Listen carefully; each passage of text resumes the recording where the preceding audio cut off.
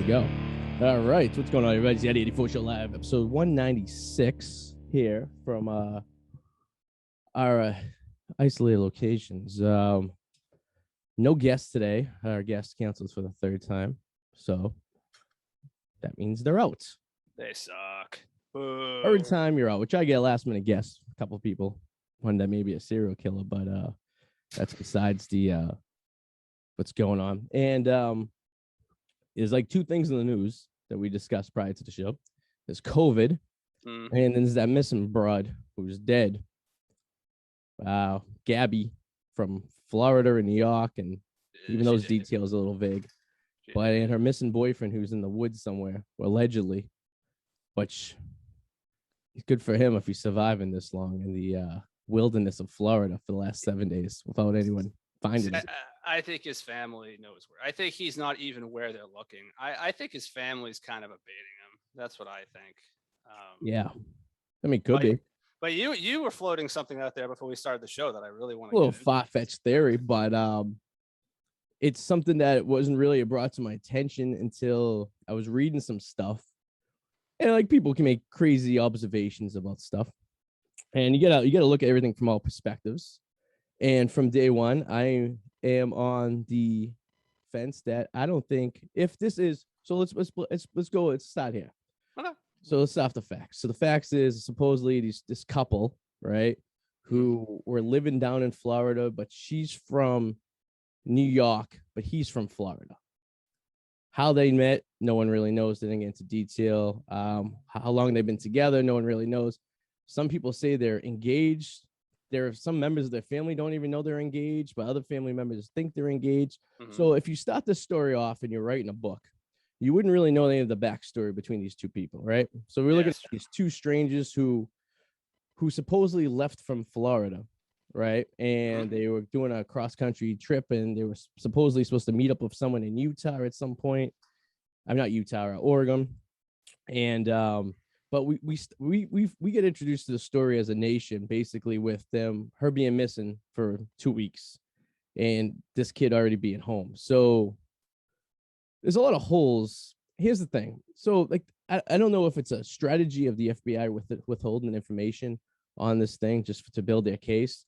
But you floated false flag. No, but I'm starting with like the basis of like everyone knows. So we'll get on the same playing field here. So is the FBI, they're not holding information because they're building a case? Okay, possibly, but we all know the FBI are fucking retards and they don't know what they're doing. We can agree on that. And this is not just this situation of them. If this is truly something that's happening, how they fucked this up real bad, along with everything else they fucked up and so far. And I don't really give a shit if the FBI's listening. They shut this down.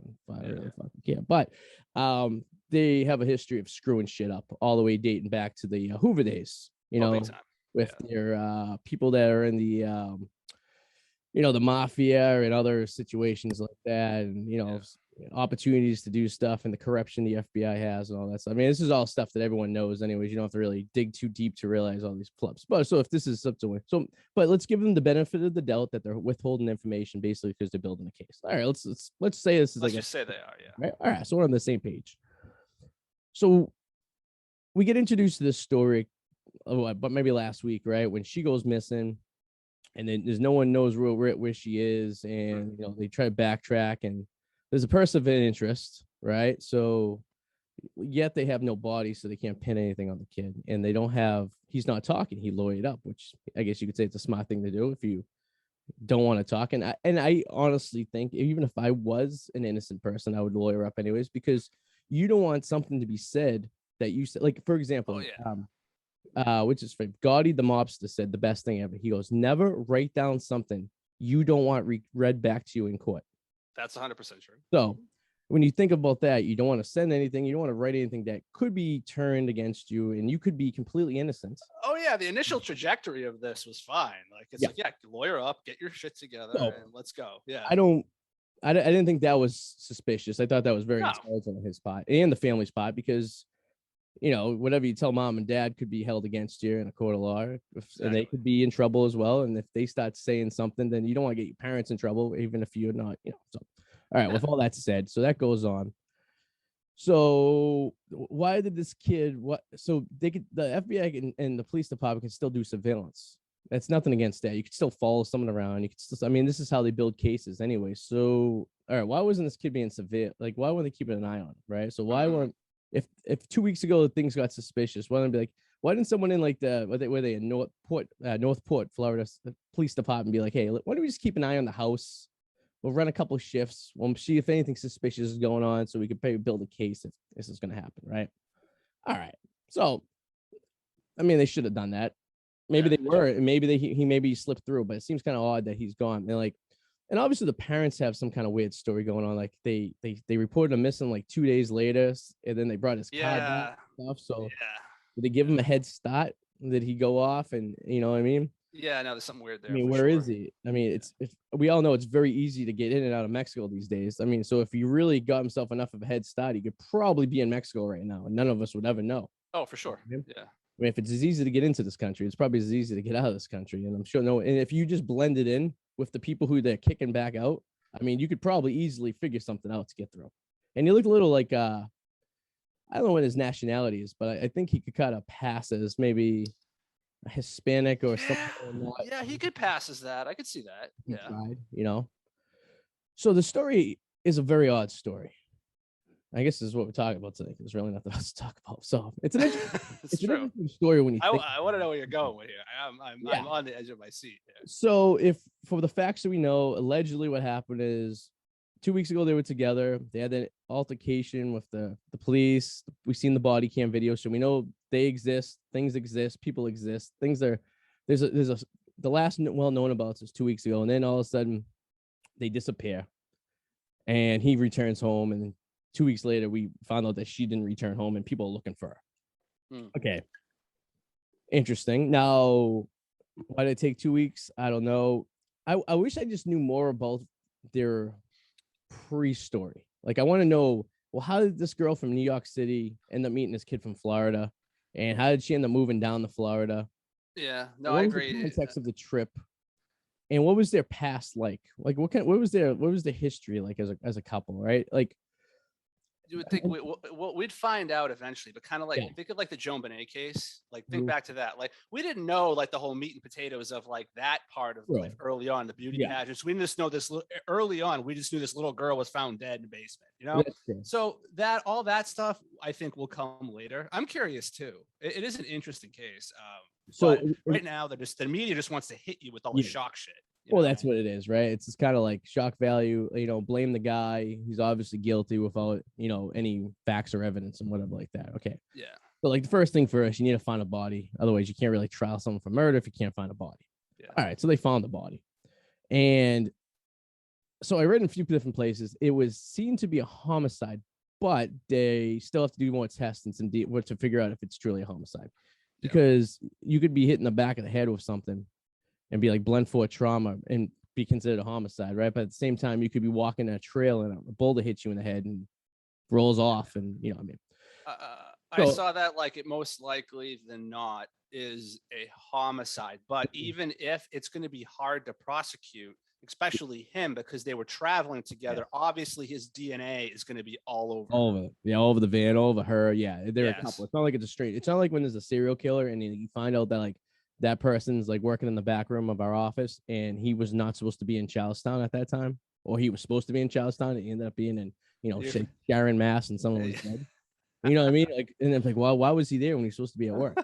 Right. So that's that you can relate to. But like when you like a couple's together, like, all right, so then you got to find motive. All right, what was his motive? Like if he did truly murder her, what was the motive? Now, if you go back to that body cam, did you watch any of that body cam footage? I've watched 47 minutes of it. Okay, all right. So I've watched a lot of it. All right, I watched most of it a couple times, and I was trying to pick up cues, like body cues and way questions were answered, and like mannerisms, I guess you could say, right?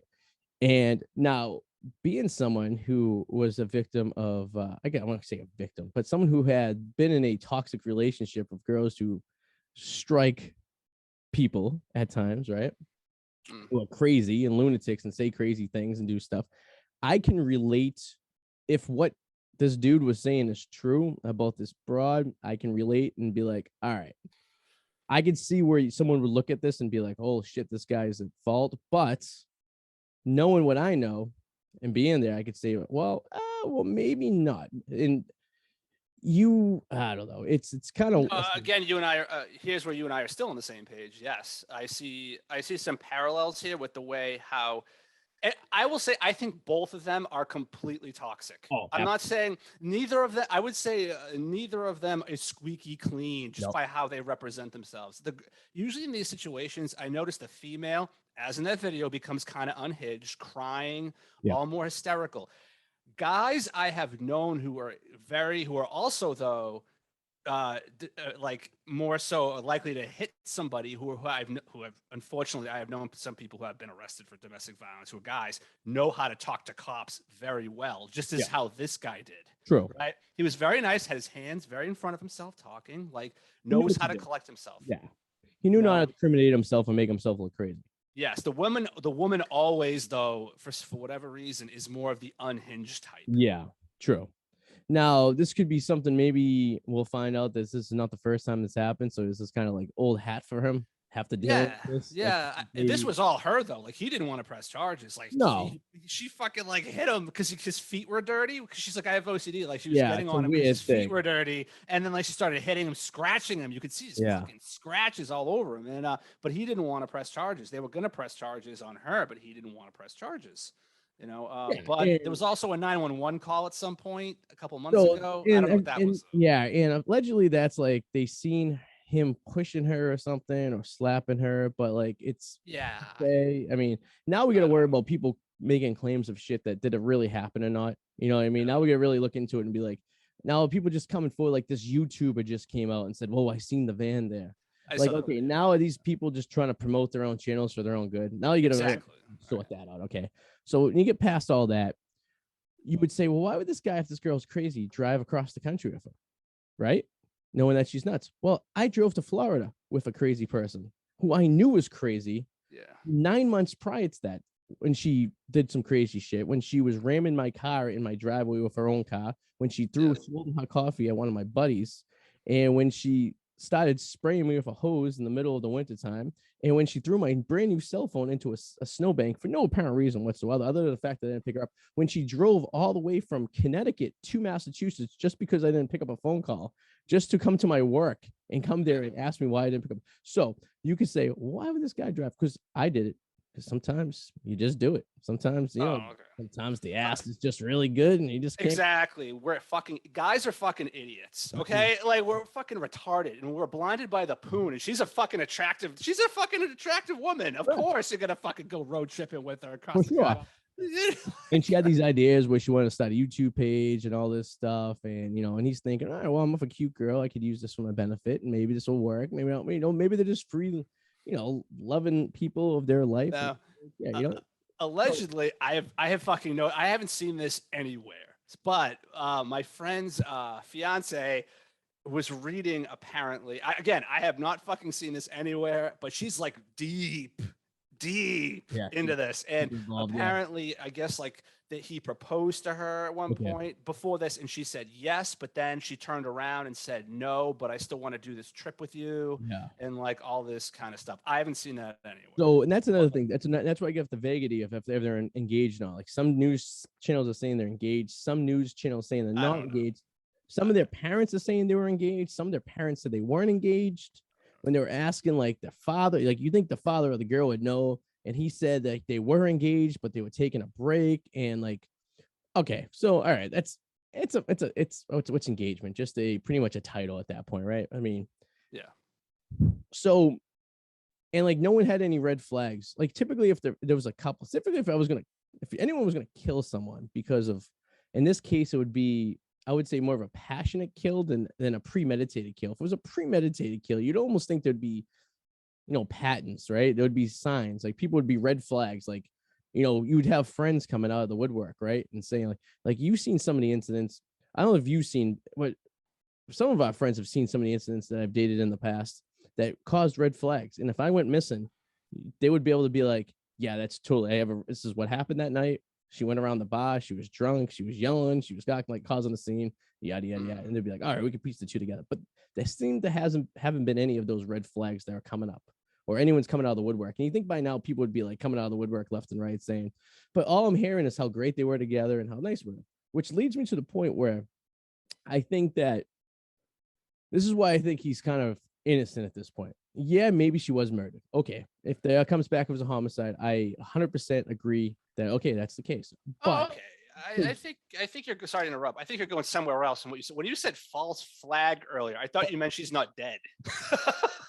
That's another theory I have. That's not solid. This is a theory, but it's a far-fetched theory. But okay, all right. That's when you said. That's why I looked at you like, what? No, because when you said false flag would mean she's dead, not dead, and they're actors. Like that's what I thought you were going to say. That's one of my other theories, that this doesn't really exist anymore. This is all false flag operation put on by. But at least you would acknowledge that's a little bit, which I think is extremely far-fetched. But yes, okay, all right. I've read some places where they put some clues together that maybe this is just a whole act and put together. But it's like you can only go so deep with that, and then you get to the point where now the reality and facts start arising. Like for example, like people thought like that whole kindergarten school shooting was a false flag, but then there's too many things that go back to it that means this is facts. Like the whole Las Vegas shooting thing was a false flag situation. I mean, people even say 9/11 was a false flag, but the building, the Boston bombing, that was another one too. It is a theory, but it's not holding water as well as my theory that the guy didn't do it. I think this is, if you're going to ask me what happened, this is what I think happened. I think they got in another argument. I think they were parked somewhere camping. I think he didn't want to get in trouble with the police again. And so he thought it was in his best ability to maybe take a walk or get away from the situation and leave her alone, which you shouldn't leave a girl alone in a national park, but maybe that happens sometimes and you just want to get away. And I've been in a situation where I've left the girl in a situation where I was probably not supposed to, in the middle of New York City, for example. And then I came back and I was like, well, that was probably a poor choice of mine, because if something happened, I would have had guilt. So maybe that happened, or maybe she left. Maybe she left the car and said, I'm going to go for a walk. I'm getting away from you, whatever like that. I left him in the van. And, he wakes up the next morning, or he falls asleep or something, and then she's missing, and she doesn't come back, and he can't find her. And now he's searching frantically for her, wondering where the hell she is, and she's trying to figure out shit.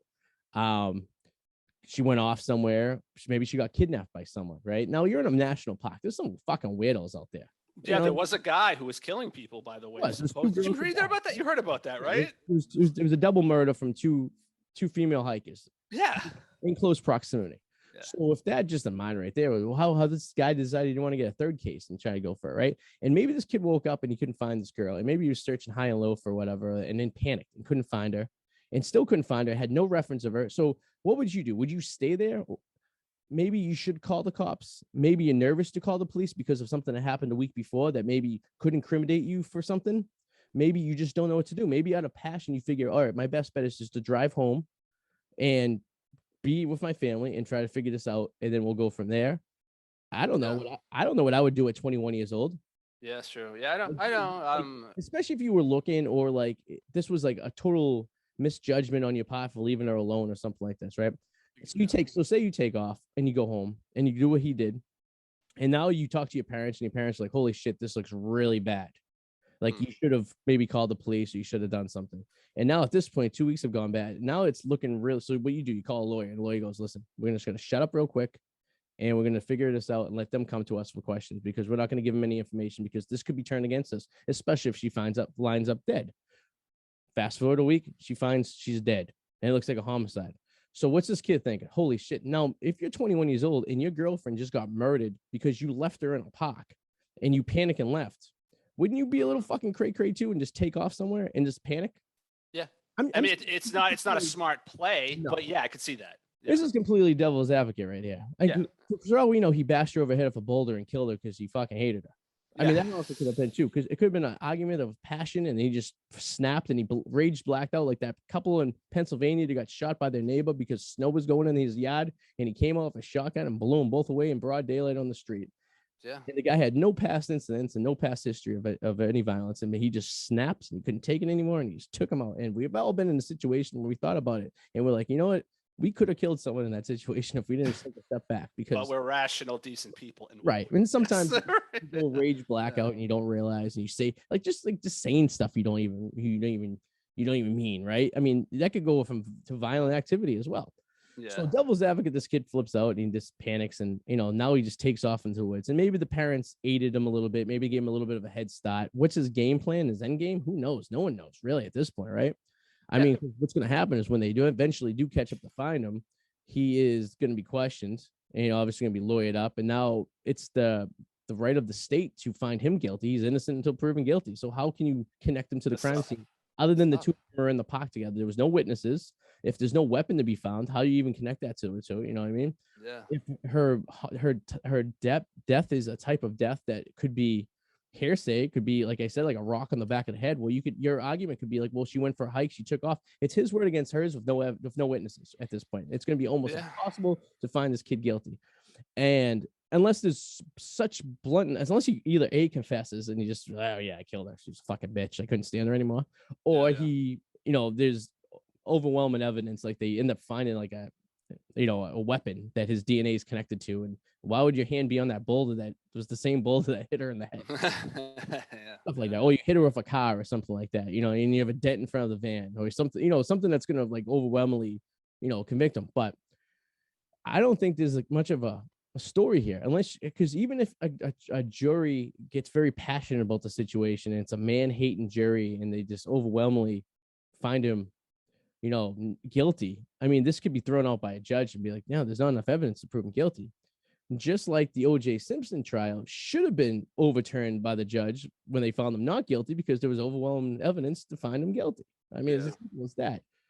So what's going to come of this story? Who knows? Maybe the kid absolutely is in such depression right now, he went and fucking took himself out. Maybe he killed himself because he's so depressed, and no one will ever know what happened to this girl, or ever how the stories that led up to it. Well, I don't know why we were tussling before the show talking about this, because I agree with you 100%. Like I said, I thought you were saying that this didn't happen, because to those people, I will say, so that means, like I say, in any conspiracy, you have to take into account how many people it would take to keep quiet, because that would mean the coroner report isn't real.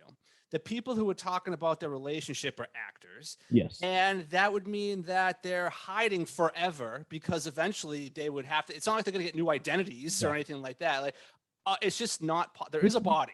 Which happened this weekend when there was that fake protest that happened in DC, and they figured out that most of the people there were FBI informants, and they were setting up this fake protest. But it came out. To bust people, and they all came out. So yeah, it's too many people. Yeah, and there was a lot of people involved in it, but when they realized who was involved, like, you've probably seen the picture of the guy being arrested, and he goes, well, I'm on the cover. Yes. And then the 5 obviously looking FBI agents hanging out with all the same haircuts and the same clothes wear, and they were like, come on. Yeah, you can pull that off for like a short amount of time, but in this day and age, it is just almost impossible. What, they're just going to live in Mexico forever because the media wanted to create a story? Like, you know what I mean? Like, these people are real people, Well, now you have families involved. If these are 2 strangers going out there and like no one knew any, and no family could be contacted, and it was just like, you could be like, all right, now, like, say this girl was found dead and this guy was missing. No one knows anything about these people. Yeah. You could also pepper in some backstories that could lead to it. All her parents died when she was a kid, or the guy doesn't know who he is and stuff.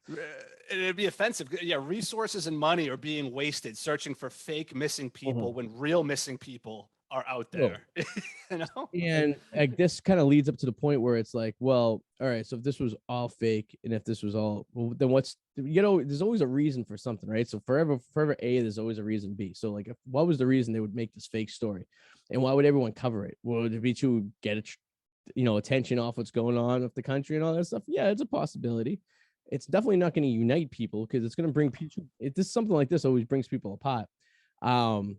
Is it to further enrage minority populations? Because if this was a, God forbid, a black girl who was murdered, or a Spanish girl who was murdered, do they get the same coverage, or is it just because she's a pretty white girl does it get the coverage? What I mean? Is that something they're trying to spread the country? Because the stuff they do tries to spread the country apart little by little.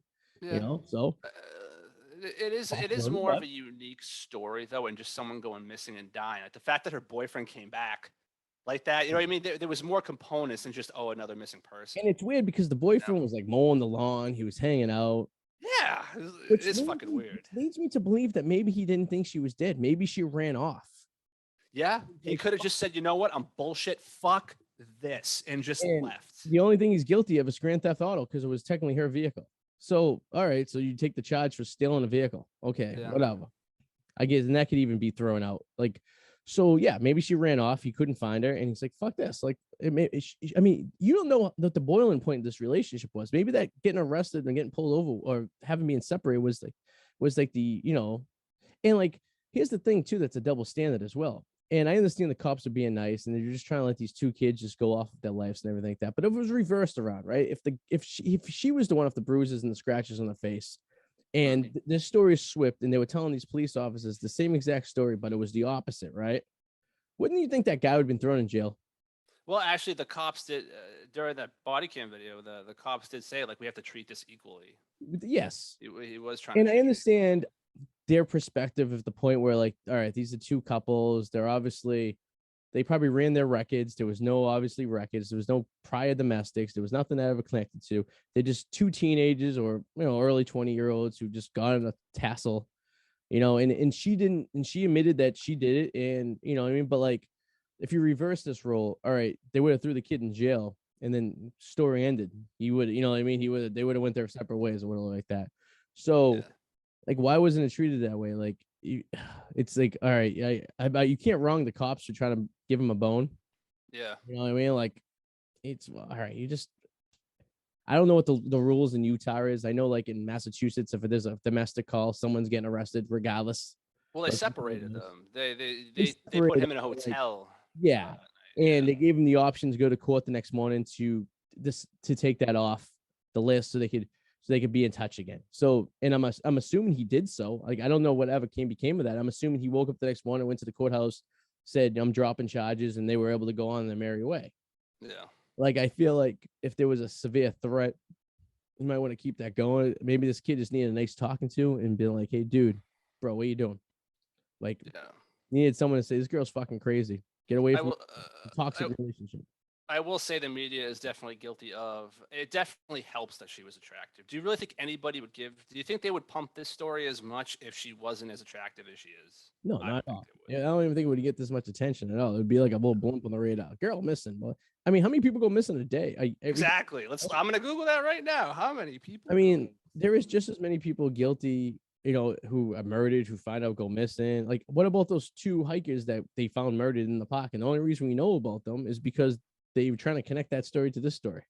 Otherwise, we would know nothing about them. So it's like, it's pick and choose your stories. It's all glory because you can only talk about the coronavirus and how bad this president is for so long before people just decide that we need something more to talk about. We can't just keep talking about the same news every day because we're going to lose people. I'm going to give the range here because I'm seeing multiple numbers, so I'm just going to go with the range here. It's a daily. It is 1,800 to 2,300 missing people a day. Okay, there you go. And where they cover one. Yeah, yeah, right. Like literally filling up 33% of the news on this one girl that's missing that was found dead. I mean, like I said though, it is slightly unique in the sense that he drove back, so there's more story to come. So it's interstate, it's crossing interstates and it's going into it happened in Utah and now Wyoming, I guess, not Utah. They got pulled over in Utah. She was found in Wyoming. He lives in Florida. Her parents are from New York. So there's like but also too, those are like reports filed. That doesn't mean that they're really missing. Remember, it's not against the law to go missing or disappear. No. That's why a lot of investigators hate missing people cases because like there's nothing like you could spend so much resources trying to find somebody and they're like, yeah, I just didn't want to do what to find me. And there's nothing wrong with that, And like, why was her case so special? Like, why was finding this particular girl who possibly is murdered so much more important than someone else who went missing and who possibly get murdered? I mean, how many runaways and human trafficked girls in this country go off every day and they're found dead somewhere and we never hear of it? Yeah, you know what I mean? True. It's the same idea. It's just, it helped that there was something catchy about this. She's a cute girl that has a YouTube page. She was trying to be a celebrity that was very attractive to the news organizations to follow this and go further. I mean, it's not just hitting national news, it's hitting local news. Like, they're talking about it like on Boston news. Like, what the fuck does anyone in Boston give a shit about this? There's no connection to the city whatsoever. You know what I mean? And it's just, you look at it every day, it's like, all right, well, how many people die in Chicago every day from murder? And they don't even talk about that shit, right? And that's preventable murder. I'm looking it up right now. I know How like many people die in Chicago a day? like from murder, like probably a lot, right? Couple. How many people died in Chicago? Like I know the 4th of July, there was like 14 homicides that weekend or something like that. It seems like they just come up with reports. So that's 461 shootings, 336 homicides, and that was July 1st. Okay, for the year. Yeah, so far in July. So that's like 2 a day. Yeah. I mean, it's a lot of fucking people dying a day in a city Yeah. of a population of a little over 1 million. So, I mean, it's you pick and choose. It's whatever's. I mean, if you're still watching like CNN and Fox News and MSNBC and actually thinking you're getting legit news, you're fucking high. It's all. I mean, even I think at Fox at this point, at certain news shows don't even call themselves news anymore. They call them what do they call the fuck? There's a technical term for it. It's like not a documentary, but like a editorial. They call them editorials because in an editorial, you have the freedom to add your own creativity to it without actually have to give solid facts. You can give opinion. They're opinion pieces essentially. It's like reading a column in a newspaper, right? It's an opinion piece. It's not necessarily fact. Yeah. And that's all these channels are. It's just I will say, and I can't believe I'm saying this, but it's true. I feel like, the publication in the UK, the Daily Mail. Yeah. For a long time, it's been thought of as a tabloid. Yeah. I'm going to say I think the Daily Mail is actually more factual than our actual news station. So that's funny you say the Daily Mail. I agree with that. And I also think that like Sky News, I don't know if you're familiar with that. And it's sad that I'm saying that, but it's true. So Sky News is based out of Australia. And it's basically the same thing as the Daily Mail. And it's kind of like I'll check out some articles on that. And you ever notice when something happens in this country, like the Daily Mail is usually the first to report on it. They kind of they factored it all out for you, and you can kind of get some information on it because like days in advance sometimes. Yeah, because like what's the Daily Mail's benefit of giving false information? It really isn't. You know what I mean? It's like because it has nothing to do with their country or anything to do with them. And in fact, it's kind of like saying, "Well, how fucked up is this country? That's not us," and really just laying out the facts. Yeah. And of course, the CNN. It's. Isn't it sad that the news channels are so biased to one political party? Doesn't that just really, get rid of the whole fact that it's news? Like, should it be non-biased, factual information given to help the people? Well, the problem is it changed because social media. Again, social media is the root of all evil because the social media is 24-hour news cycle, and they need to compete with that. You know what I mean? It used to be factual. It used to be. And the worst part about social media isn't people our age or even younger than us. It's our parents. The worst thing that ever happened to Facebook was allowing baby boomers to get on Facebook. Because if you go into groups and you go into these comments and you read these things, the only people who are commenting and saying shit and starting trouble are people over the age of 45. It's the people that did not grow up with Facebook or Twitter and stuff like this. It's like kids like our age. I mean, you don't even have a Facebook. You use it for minimum stuff. I use it to post pictures of my kid so my grandmother and aunts can see it. And then obviously we stream this on the page that we have that's dedicated to this. But it's basically we do the show live on this and then we post pictures. But if you go into like groups, just go into any group, go into like the East Boston forum and just read. Someone will post something. Like some of our age would be like, hey, I found this cat. I don't know if this is anyone's cat, but if you're missing, let me know. I have your cats. And then you have all these people saying people shouldn't have cats. They're terrible. Yeah. For example, all right. So I'm on this group and it's it's a South Shore town. I won't say what town it is, but someone was in the park and they found someone's vaccine card that they must have dropped. So they took a picture of the vaccine card, covered the information, just showed the person's name. It was like, hey, someone dropped this card. You're probably looking for it. If you are, hit me up. I have it for you because it's probably a pain in the ass to get a new one. In fact, you probably can't get a new one. There's no really any information for you to go back to the place and probably get a new one. So this is probably very vital for this person. In fact, if they went out of their way to get the vaccine, they probably want to make sure they have some kind of, proper documentation. How harmless is that? Then you have people saying you shouldn't be sharing this guy's info online. How dare you? Who cares? This person sucks because he got vaccinated. And they start going on the line. And all this was an innocent 32-year-old who found the card in the park while she was walking her kid and said, hey, if you're missing this, I got it for you. And it's all older people. It's not younger people. In fact, kids even younger than us don't even go on Facebook anymore. It's not. Yeah, they're like Too busy with TikTokers now. TikTok. So what's going to happen in 20 years when all these people are dead? Facebook's going to disappear because no one's using it. Yeah. And if you don't have a kid right now, you're our age, you're probably not on Facebook. And if you are, it's probably just your wife or your husband, and the other person's not. Because I know plenty of couples, only one of them are on, and it's purely to post pictures of their kids to share with their family members. And it's a sad way we're at, and that's how it is. Like you said, it's a 24-hour news cycle, but it isn't the younger generation who gives a fuck. They're too busy with their TikTok videos, trying to be instant celebrities like that broad Charlie who's in fucking Dunkin' Donuts commercials and all that shit. But part of the problem too is, and it's kind of alarming, all this whole the clusterfuck of fake news is how bad things start to happen in politics. Someone could squeak in here, be a tyrant, create their own news. No, what I'm saying is true, but it's actually bullshit. Yeah. People rally, people, you know what I mean? It's actually really scary.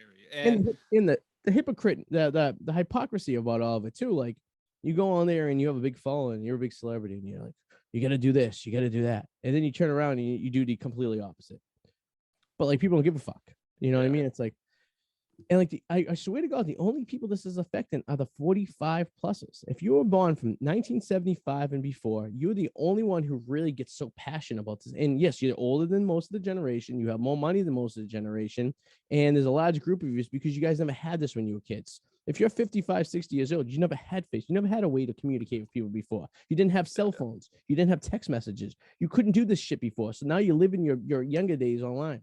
It's nothing but it's a cesspool of old people just bitching and complaining. Like your neighbor that used to yell at you because you were on their fucking lawn.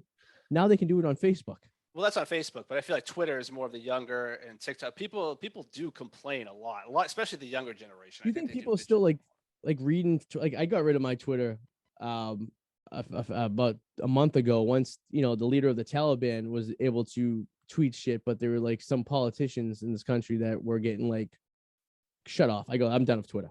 I think it's a good question. I don't know the average age actually. I should look that up. I feel it's more of a TikTok generation now. I think I don't think kids really give a shit. Like unless you're some kind of like a group of people who are like the LGBT plus or whatever, like that group, or you're in some kind of other group and you really want to get your point across. I think that you're the only ones tweeting and you know what I mean? Like, and even they're doing the TikTok videos too, right? But I watch TikTok when I'm on the toilet because the 30-second videos, I can watch about 20 of them while I take a shit. But the younger people, where are they going to end up getting their news from? It's the thing. Like, do they even give a fuck? Is that why? No, you know what? They don't give a fuck. Because that's why we have these old prehistoric assholes still running the country. Correct. And that's scary too. Because what are they going to fucking do? Exactly. And the ones that do give a fuck, like the AOC types, only got famous because of like say TikTok or Twitter. I hate that one. and like if you go and like. And that's why these, you want to call it, these colleges sometimes are trying to brainwash some of these kids too of some of their ways of thinking, because that's the only way they can get to these kids, because they're not watching news. What kid wakes up? What 21-year-old wakes up in the morning, gets himself a cup of coffee and sits in there and watches the local news just to see what the traffic and the weather is like? They go, hey, Alexa, what's the weather today? Hey, Alexa, is there traffic on 93? They don't give a shit. They don't sit there and watch. They're just going to take in whatever's being fed to them because it's the easiest thing to get to them. Exactly. But whatever that's... Yeah, sorry. No, you're right. Like, whatever's easy. So whatever the first thing they look at is the fact to them. Scary. Right? But that's why I always say, like, even the easy stuff, I always say, take everything in, even if it's the bullshit, the NBCs, your CBSs, your Foxes, take in BBCs, NPRs, take it all in, because even in the bullshit, there's like, here's the thing, it'll be like a sliver of truth, right? It'll be like, millions were affected by a fucking earthquake that rocked California. Yeah, millions were affected, 2 died. You know what I mean? Like, it'll be like, it'll have like a sliver of it. So that's why you take it all in, dissect it, break it apart. Because the fact of the matter is, if all of them are reporting it, there's something that did happen. So how do you feel about like say like Facebooks and the Twitters and stuff, like censoring people's news that fits their agenda? Well, see, here's the thing. It's like that's tough because they are it's not like it's social media and they are a owned company, but at the same time, you should see it as yourself to report the facts because people are looking to you. True. So your agenda should not be, if you should not be pushing your agenda on that's that. the gray area. Yes. And, Yeah. and that's where Facebook and Twitter use the defense that, well, we're a public company. We can pretty much do whatever we want, which is true. And that's part of being America. That's part of the freedoms of America. You are a private company. You own a company. You could do whatever you want as long as it abides by the laws of the country. Like, you can't discriminate. You can't, sell illegal shit. You follow by the rules, and you're a private company, and you can make your restrictions. But that comes down to ethics. It goes down to ethics. But then they turn around and be like, well, there's also rules in this country that says that the news has to be news and has to be two-sided. It has to be factual. It has to be news. If you're considered a newspaper or a news channel, you're supposed to report the news ethically.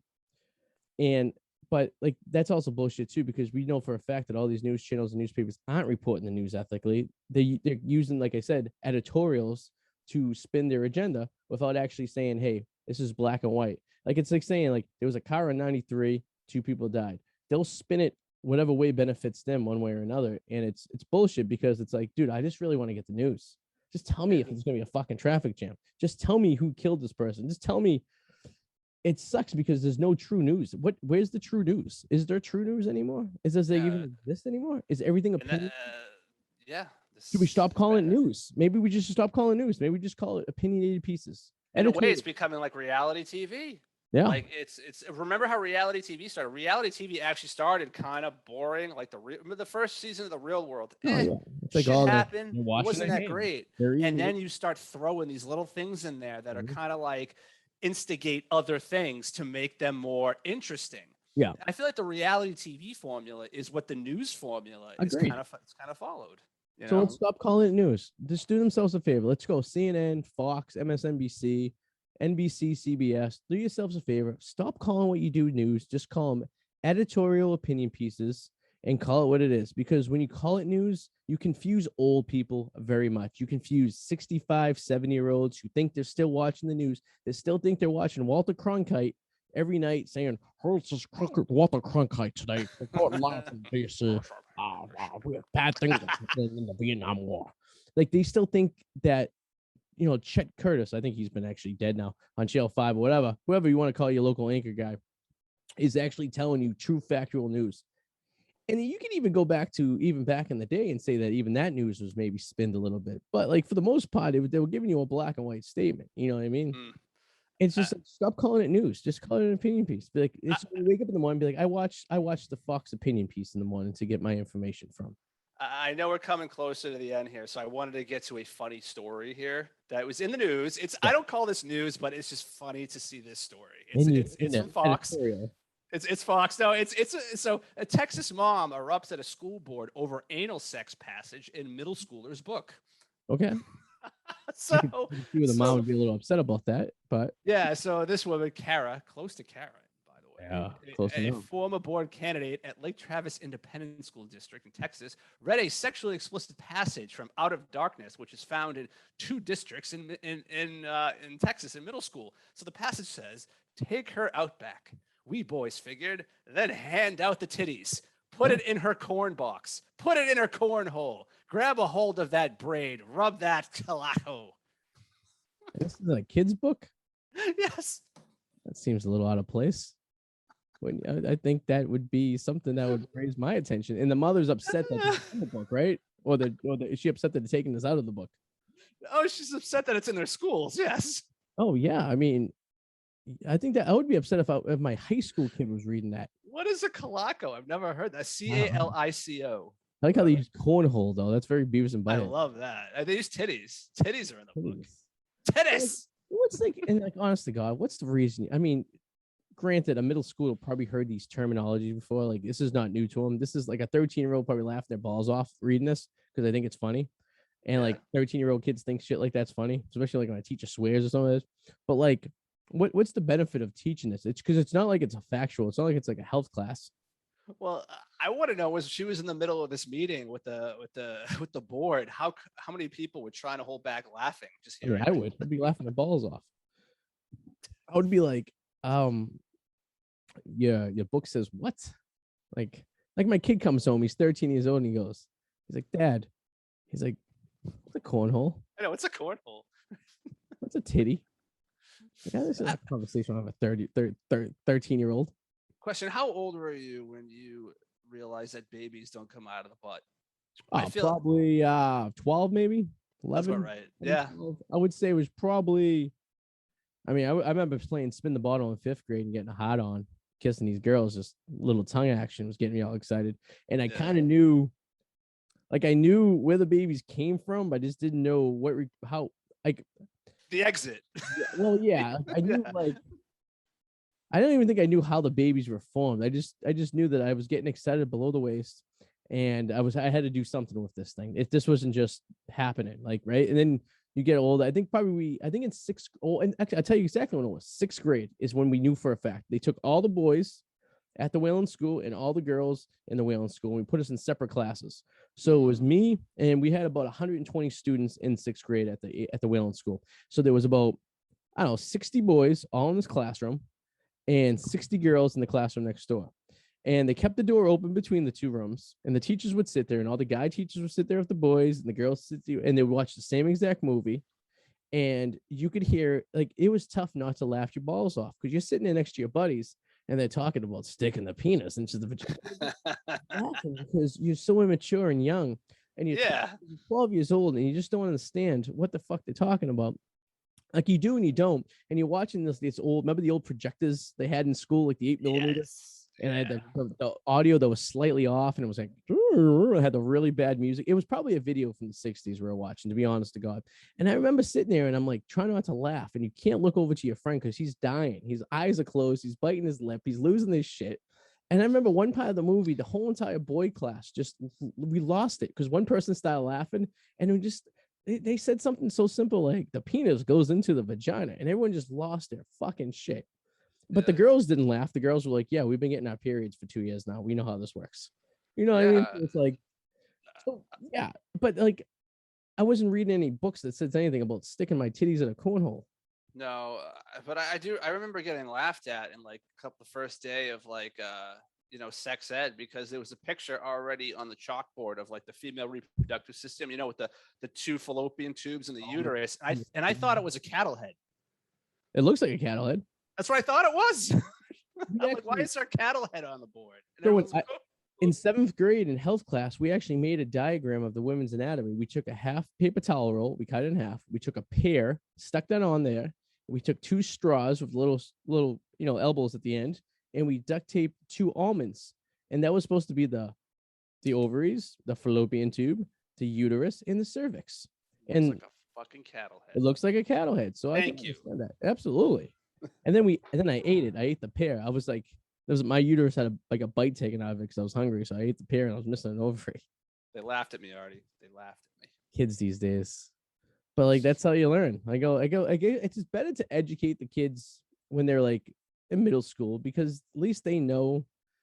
I mean, it's better than, imagine just like not knowing, and like you're 15 years old and you just, you know that the pee goes in the VV, and then you're just doing it, and then all of a sudden white comes out and you get a pregnant, but you didn't know that with the white equals pregnancy if all the stars align properly to that time, right? And you're super fertile, and your boys are just swimming for the first time. It's just like, whoa, this feels amazing. You know what I mean? It's like, but if you didn't know what was the final result of that, 25 seconds of amazing pleasure, then, at least if you have a background saying, well, you could get her pregnant, which I think like they didn't do back in the day. And that's why there were so many under 18-year-olds pregnant, because they didn't get the full facts. You know what I mean? Yeah. Dare didn't help. Dare was like the worst thing in the Dare actually, drug use actually went up because of the Dare program, because it taught. I mean, think about it. Let's talk to kids about psychedelics, right? Yeah. Kids who don't really understand, and like they're gonna be like, that sounds fucking awesome. 3rd grade. The Dare. We had Dr. D. We called him Dr. Drug. I forget, he had a big Italian last name, but so we called him Dr. D. We used to joke around like, Dr. Drug's coming in this month. He'd come in every month and talk to about, like you said, hallucinogenics, heroin, cocaine. I knew more about drugs as a 9-year-old than any 9-year-old in the inner city probably knows, because they were just like ingrained into our situation. And I remember they had this thing. It was mostly for cigarettes. It started off as, don't smoke. Smoking's bad for you, yada, yada, yada. They had this little thing where you had a put a cigarette in his bag and he'd pump it, and then that's how it would go on this piece of paper, and you'd be able to see how much tar comes out of a cigarette to demonstrate your lungs. But I remember you had to like smoke the cigarette to get it going. And I remember him hanging out the window smoking a cigarette in my 3rd grade class. And I'm like, that guy's smoking a cigarette in school. This is hilarious. And then he hoods another thing and he pumps it up, and then it's all black. And it's like, oh, but like, how many kids did that really stop from smoking? How many kids, smoked when we were in high school and middle school? They're really, yeah. And it's their parents, and most of the time their parents were smokers, so it was just another thing they did, right? Every school had that one bathroom too. That one bathroom where the smokers would go. Revere High had this vent that the kids would like put the cigarette in the vent, and it was like an exhaust fan that went outside, and they would just smoke through the exhaust fan when they were in there. I mean, like everyone did it. Like it didn't stop anyone. In fact, it just educated you more of like, yeah, like you said, exactly. It made you more curious. You're young and stupid. You think you're invincible. You're gonna fucking try it. I could take these mushrooms and I could start seeing crazy shit. You can see bright colors. It'd be so cool. Yeah. What they really should do is take you down onto like Methadone Mile in Boston and be like, all right, kids, look out your window. This is what drug use will do to you. And then you look at these people and be like, some people might be like, oh, this is great. I get to live on the street. But most of the people would be like, oh my God. Not show them what happens when you do the drug. Don't tell them how great it feels or how terrible it feels. Show them what the end result of after you blow your load, what it feels like. It's like, getting someone. Ooh, even better. You know what they should do? Make it almost like a horror theme park. Make it staged, like not the real one, but make it look like the real one. Have actors acting like homeless bums, right? Yeah. And then just set the kids loose through it. Oh, like they do on the day before prom in some high schools when they have the car upside down and they have the fake funeral for the kids. Yeah, do shit like that to scare the fucking piss out of them. That's actually very traumatic. I can't believe I don't know if they actually do that anymore, but you know what I'm talking about, right? Some high school, I do. They'll be like, after prom, he had some drinks and he crashed into the tree, and then they have a funeral for the 2 kids. It's like the prom queen and prom king, and it's like, that's pretty extreme. Yeah. Wow, you got the point across, loud and clear. Yeah, I guess I will. It's not going to stop me from drinking, but I guess I'm not going to be driving. I guess that's probably a good idea. That's true. But you shouldn't be drinking and driving anyway, which is a stupid idea, no matter how old you are. And you probably shouldn't be doing crazy drugs if you're not prepared to deal with the end result, I guess, right? I consequence. Yeah, I mean, every action has a consequence, right? So it's a matter if you're gonna do it or not. And fun news though, Methadone Mile in Boston. Now we're talking about good things that are happy. They actually want to put all those people in a hotel in Revere, up the street from my parents' house on Route 1, and didn't bother telling the city of Revere. The mayor found out through a secondary email, and he was like, "No, not happening." That's fucking ridiculous. This hotel was called the COVID hotel. It's where they stuck all the homeless COVID people during the whole lockdown back like 2 years ago. And it's been vacant ever since. It's the one next to Cappy's Liquor on Route 1. Oh, I know that. Yeah. It's literally been empty for the last year and a half at this point. So now they're going to stick the Methadone Mile people in there. And it's going to be great because it's located right next to a liquor store.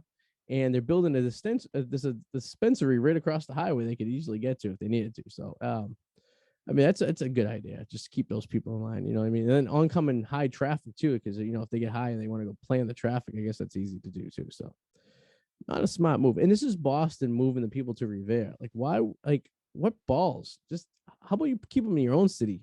Yeah, no shit, right? Like, what gives you the fucking right to move them out? This is your problem, Boston. This is not Revere's problem. We have our problems in Revere, but this is not one of them. And we're not taking on fucking Boston's problem. This is fucking ridiculous. And it's nice to see the entire city pretty much all united on this one statement because, a lot of times they're not. But I think everyone could, even if you're conservative or liberal, you can agree that it's probably a bad idea to stick a bunch of heroin addicts next to a liquor store in a town that's in a hotel that's right next to a residential neighborhood. Like literally look out the back window of the hotel and there's houses there that are very expensive for that matter. They just actually built a lot of expensive houses up there. So not a good idea. Not gonna lie though, I think it'd make a great sitcom. God, you imagine? Well, like the problem is too, like you need to like up your police force too, because you gotta keep someone close by up there, right? Because there's gonna be problems. That's true. And if you're dealing with a situation like a lot of cities now where you're losing people because you start doing mandates for stuff, then like you're literally going to lose. It's going to be a lot of problems. And hopefully, apparently this is on hold right now that the mayor of Revere got a hold of this idea. So we're keeping it on hold. But it's the mayor of Boston, or the fake mayor of Boston, as I call it, because she wasn't elected. She was just given the job because she was council president. and Marty and his boyfriend wanted to go off to DC to be the labor secretary. But other than that, everything was fine and dandy in the city of Boston these days. Well, of course, So nothing goes wrong. keep your homeless and your drug addicts out of Revere, unless they're Revere drug addicts. And that's they got enough of them. We got enough issues. Trust me. I was watching this video today, real quick, and on the City of Revere's website, and it was like a live Facebook video, and it was like the population of Revere went up 10,000 people in the last 10 years, which makes sense. Wow. The city's growing, they're building apartments and everything like that. There's nothing wrong with a city growing, but there is something seriously wrong with a city growing in the infrastructure not growing with the city. Like, for example, police officers, firefighters, schools, and such like that. So, if you want your city to grow, that's all fine and dandy and everything like that, but you got to make sure you're able to hold these people in, right? So it's like, I think that's the biggest problem. More people equal more tax money, so it should equal more schools, more firefighters, more police officers. So very true. So I wrote on there, I go, is that 10,000 person increase include the people you're putting up in the hotel in North Revere? I got a couple laughs because I'm a funny guy. It looks like you have a ghost in that bar you're at right now. Because there's like some flicker. Yeah, a little flickering. That's the light lamp. It's a ghost. Yeah. Looks like you're holding an invisible stick. It looks like you're rubbing the bald guy next to you. I know. I was just gonna say that bald guy right there. Yeah. Little does that bald guy know he's on every episode of this wonderful podcast. But so that'll do it for the show. Anything going on with the whirlwind potato?